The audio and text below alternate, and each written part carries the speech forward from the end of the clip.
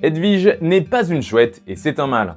Alors, que les fans d'Harry Potter se calment, je sais que c'est dur à avaler, mais oui, on vous a menti tout ce temps. C'est pas non plus une raison de se mutiler comme Dobby, puisque même le monde scientifique s'est longtemps trompé sur la question. Le harfang des neiges, c'est le nom de l'espèce, n'a été reclassé qu'en 1999. Bon, déjà on reprend les bases, la chouette n'est pas la femelle du hibou, ce sont deux animaux différents, même si c'est vrai qu'ils se ressemblent beaucoup. C'était peut-être évident pour certains, mais c'est quelque chose auquel pas mal de gens croient encore. Et le meilleur moyen de différencier un hibou d'une chouette, ce sont les aigrettes, ces petites touffes de plumes qui ressemblent à des oreilles. Sauf que ce ne sont pas des oreilles, ce serait trop simple. Dans les oreilles des hiboux et des chouettes, elles sont cachées sous les plumes.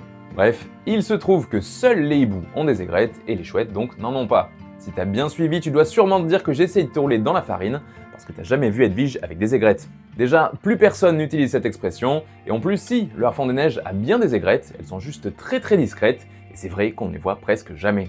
Donc Edwige est bien un hibou, par contre, c'est un mâle. Je sais, ça fait beaucoup d'un coup.